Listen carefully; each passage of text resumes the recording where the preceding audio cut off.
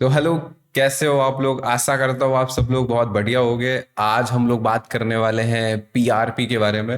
तो जैसा कि आप सबको पता है, 7 जनवरी 2024 को मेरा हेयर ट्रांसप्लांट हुआ था। और अभी रिसेंटली 21 जुलाई को मैं गया था अपनी थर्ड पीआरपी के लिए। तो आज हम ये वीडियो में उसी के बारे में बात करने वाले हैं, मतलब मेरा एक्सपीरियंस। मैं इन डिटेल में नहीं जाऊंगा पीआरपी होती क्या है या फिर इससे क्या फ़ायदा, बट पीआरपी का एक्सपीरियंस बताऊंगा। तो गाइज एक्चुअली जहाँ पे मैं रहता हूँ और जो क्लिनिक है जहाँ से मैंने हेयर ट्रांसप्लांट करवाया है, उसका यहाँ से उसका डिस्टेंस है 350 किलोमीटर प्लस दूर। तो बहुत दूर है एक्चुअली। तो जाने आने में सोचना पड़ता है, इसीलिए थोड़ा डिले भी हो गया। मेरे को आई थिंक ये महीने के स्टार्टिंग में करवाना था, जुलाई के स्टार्टिंग में। और आज है, ये वीडियो भी मैं डिले में ही बना रहा हूँ। आज है एक्चुअली 1 अगस्त।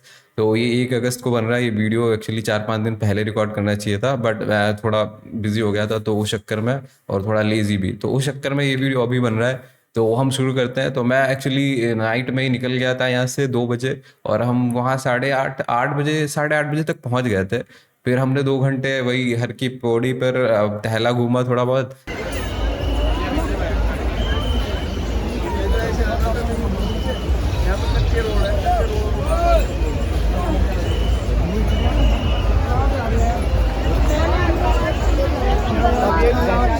हरिद्वार में फिर हम जाते हैं वहां से क्लिनिक। तो बीच में इतनी ज़्यादा भीड़ थी कांवरियों के चलते। तो उस चक्कर में हमें दूर, मतलब मुड़ने ही नहीं दिया जिधर हमें जाना था। उस चक्कर में आधा घंटा और डिले हो गया। तो मैं तकरीबन 9:30, 9:30 नहीं, एक्चुअली डिले हो गया था। बहुत ज़्यादा भीड़ थी तो उस चक्कर में 10 बजे हम लोग पहुंच गए थे क्लिनिक। आई थिंक 10 साढ़े 10 बजे मैं पहुंच गया था। और फिर वहाँ जाने के बाद कुछ लोग आ चुके थे ऑलरेडी, क्योंकि 9:30 बजे पीआरपी चालू हो जाता है विधिवत। सब लोग आके वहाँ पे, मतलब 9:30 बजे अगर आप जाओ तो कम भीड़ होगी, बट अगर उसके बाद थोड़ा सा डिले करो तो काफ़ी लोग आ जाते हैं। तो अब मेरे पहले वहाँ पे 2 3 4 लोग बैठे हुए थे। तो मैं जैसे ही गया, फिर उन्होंने नाम वाम पूछा कि आपका नाम क्या है और अपॉइंटमेंट ले रखी है क्या। तो मैंने ले रखी थी। उन्होंने मेरा मोबाइल नंबर डाला तो आ गया मेरा नाम। और फिर उसके बाद उन्होंने दो पर्चियां बना देते हैं, 2 स्लिट्स। एक कैमरा के लिए होती है, मतलब आपके पिक्चर जो खींचेगा। एक पीआरपी के लिए होती है। तो पहला सबसे पहले बोल देते हैं कि ये लेके जाओ वहाँ पे। तो एक बंदा था जिसने मेरे पिक्चर्स क्लिक किए। उसने बोला काफ़ी अच्छा रिजल्ट आपका आ गया है 6 महीनों में। तो अभी काफ़ी अच्छा चल रहा है। और एज ऑलवेज मैं कंफ्यूज कि भाई ठीक है, इनकी क्लिनिक है, ये तो बोलेंगे ही।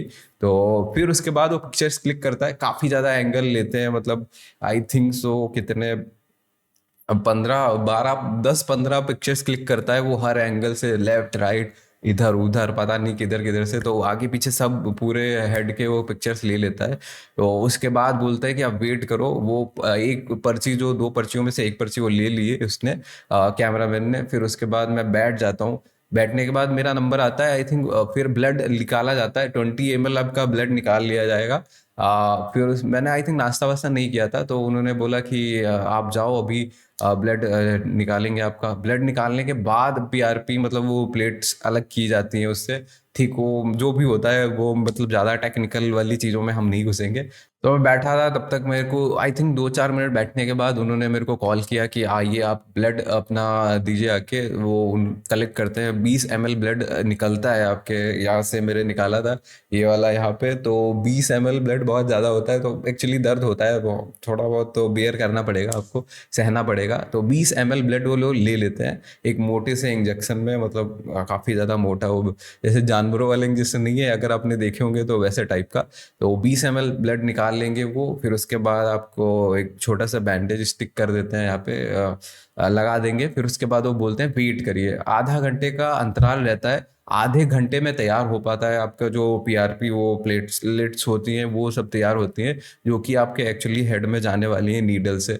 तो मैंने बोला ठीक है, तब तक मैं आधे घंटे में आता हूँ। तो उन्होंने बोला कि ज़्यादा कहाँ जा रहे हो, पूछा। तो मैंने बोला अभी मैं, क्योंकि हम लोग पहुँचे ही थे सुबह और हमने नाश्ता वास्ता भी नहीं किया था, तो हम फिर निकले वहाँ से।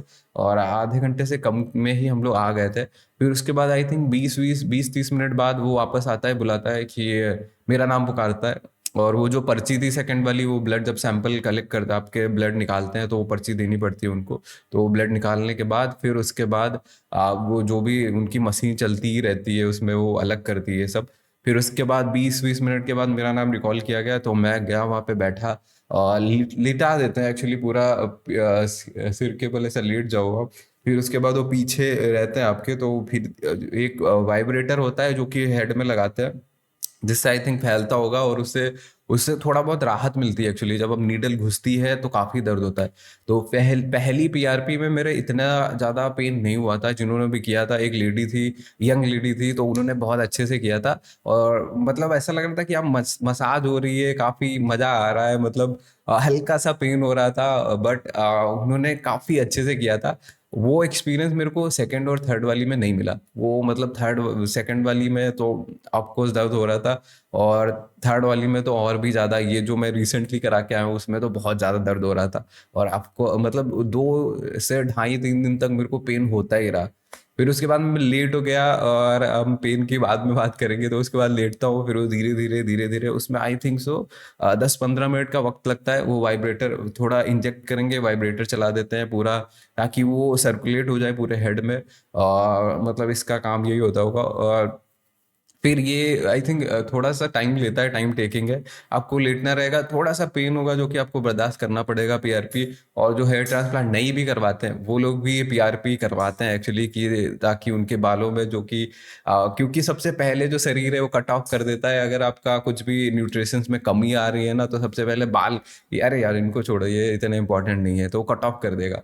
तो वहाँ पे वो मतलब जो इंपॉर्टेंट चीज़ें हैं, सर्कुलेशन है, ब्लड सर्कुलेशन, या ये सब चीज़ पहुँच ही नहीं पाएगा। तो शरीर नेग्लेक्ट कर देता है एक तरह से कि ये ज़रूरी नहीं है, तो उसको छोड़ो वहाँ पे। तो अब आप समझ रहे हो कि हर चीज़ को कुछ फ्यूल चाहिए तभी वो चलती है, तो उस चक्कर में ये फ्यूल ही समझो आप, जो पीआरपी होती है एक तरह से। तो वो बूस्ट करता है और ज़्यादा हेयर ग्रोथ को, और मतलब और ज़्यादा मजबूत कर देता है। तो वो साइंटिफिकली चीज़ें हैं। तो मतलब मैं मोटा मोटा बता रहा हूँ, आप ये मत समझना कि अगर कहीं पे कुछ मिस्टेक हो जाए, तो मेरे को भी इतना नॉलेज नहीं है, मैं अपना एक्सपीरियंस शेयर कर रहा हूँ कि पीआरपी का एक्सपीरियंस था कैसा। और अगर आप जानने वाले हो या फ्यूचर में कभी कराओगे या इसके बारे में जानना, अच्छी बात है, क्योंकि मुझे ऐसा कुछ पता नहीं था। और आई थिंक ऐसा वीडियो किसी के पास है भी नहीं जिसने अपना रियल एक्सपीरियंस शेयर किया हो। तो उसके बाद जब भी आपका कंप्लीट हो जाएगा 10-15 मिनट के बाद, तो वो इंजेक्ट करने के बाद आपको एक कैप दे देते हैं, वो पहननी रहती है। तो उनको कैप को आपको आई थिंक थोड़ी देर तक पहनना रहता है, 2-3 घंटे तक। वो उसने बोला था, आई थिंक मैंने सुना, सही सुना होगा। तो वो कैप पहननी रहती है थोड़ी देर के लिए, ताकि अगर वो इंजेक्शंस लगाए ना उसने, तो कोई धूल मिट्टी ना जाए अंदर, कुछ इन्फेक्शन ना बन जाए, तो इस चक्कर में वो कैप दे देते हैं। तो वो पहननी रहती है थोड़ी देर तक। तो फिर उसके बाद आई थिंक वो हील हो जाता है, बंद हो जाते होंगे जो भी है छेद, तो ताकि इन्फेक्शन से थोड़ी देर तक उसको प्रोटेक्ट किया जा सके। फिर तो वो हील होता ही रहता है, सेल्फ हील हो जाएगा। उसके बाद क्या बोलते हैं वो आपको, कि 24 घंटे तक आपको हेड वॉश नहीं करना है, कोई केमिकल वगैरह नहीं लगाने हैं। तो हेड वॉश ना ही करो तो ज़्यादा अच्छा है। बट मैंने इवनिंग में आके हेड वॉश कर लिया था, और कोई ऐसा कोई ज़्यादा खास नहीं होता। बट वो 24 घंटे के लिए कोई दवाई ये सब मना कर देते हैं, कुछ नहीं लगाना है, हेड वॉश नहीं करना है। बट मैं आके इवनिंग में सर अपना धो लिया था, क्योंकि हम लोग बहुत लॉन्ग जर्नी तय करके आए थे घर वापस। तो हेड वॉश नहीं करना होता है एक्चुअली 24 घंटे तक। फिर उसके बाद मैंने बोला कि मुझे डॉक्टर से बात करनी है, क्योंकि मैं फर्स्ट पीआरपी में हमने बात की थी, तो उन्होंने दवाइयाँ लिख के दी थी मुझे। सेकंड पीआरपी में गया था, और एक्चुअली मैंने डॉक्टर से बात नहीं की थी। तो आप वीडियोस में देखते होगे वो प्रोग्रेस वगैरह बताते हैं। इन रियल लाइफ आप जब जाओगे और आप ऐसे मतलब मेरी तरह नॉर्मल व्यक्ति होगे, तो ऐसा कुछ नहीं होगा। वो आप प्रोग्रेस ये सब मतलब ऐसा मुंह जवानी बता देंगे, ऐसा परसेंटेज में नहीं कि अरे आपको तो 90% ग्रोथ आ गई, 60% हो गई। नंबर्स में नहीं बताएंगे, बट हाँ अपने मुंह से बता देंगे। तो फिर एक पर्ची काट देते हैं वो लोग कि आप ये पर्ची फिलअप कर दो, अपना नाम, एज, आई थिंक, और नंबर लिखना रहता है। फिर उसमें क्वेश्चन 4 रहते हैं, तो आप क्या क्वेश्चन पूछना चाहते हो वो लिखना पड़ता है उसमें। फिर मैंने लिखा उसको, क्वेश्चंस मेरे दिमाग में जो भी थे, कि मेरी हेयर प्रोग्रेस कैसी है, और मेरे कुछ बाल झड़ रहे हैं, और हाँ मेडिसिन ये कब तक लेनी होगी। तो ये 3 क्वेश्चन थे। फिर मैं गया वहाँ पे उनके क्लिनिक के रिसेप्शन में, उन्होंने बोला वेट करिए, डॉक्टर साहब अभी किसी के साथ थे, वो बात कर रहे थे। फिर मैं वेट किया, और आई थिंक ज़्यादा देर वेट नहीं करनी पड़ी। मैंने उनको बोला भी कि मुझे बहुत दूर जाना है एक्चुअली, तो बोला कि बस हो गया, तो और थोड़ी देर और वेट कर लीजिए। तो आई थिंक 5 या 5-10 मिनट मैंने वेट किया होगा मुश्किल से। फिर मेरे को बोला कि आप आइए, फॉर्म फिलअप कर दीजिए। तो मैंने बोला ऑलरेडी मैं कर चुका हूँ, ये मैंने दिखाया उनको। फिर मैंने बोला बस यही सारे क्वेश्चन हैं। तो उन्होंने बोला अंदर चले जाओ। अंदर वो डॉक्टर साहब बैठे थे। तो अभी हम लोग वापस जा रहे हैं घर को, क्योंकि पीआरपी हो चुकी है। और आई थिंक हम लोग 10 बजे गए थे वहाँ पे, 11:30 बजे हम लोग, अभी 11:30 बज गया है, 11:30 बजने वाला है। तो सब टोटल पीआरपी और डॉक्टर से मिलकर आई थिंक 1.5 घंटा लग गया, सब टोटल मिला के बोले तो। और डॉक्टर से जब मैं मिला तो पूछा मैंने कि थोड़ा बहुत हेयर फॉल हो रहा है, मतलब जब शैम्पू करो या फिर कभी कभार हाथ फेरो तो बाल आ जाते हैं हाथ में एक दो। तो उन्होंने बोला 40-50 बाल अगर निकल जाते हैं तो कोई दिक्कत वाली बात नहीं है, ये नॉर्मल है। मेरे को पता भी था ये नॉर्मल है, बट मैंने सोचा कि पूछ लिया जाए।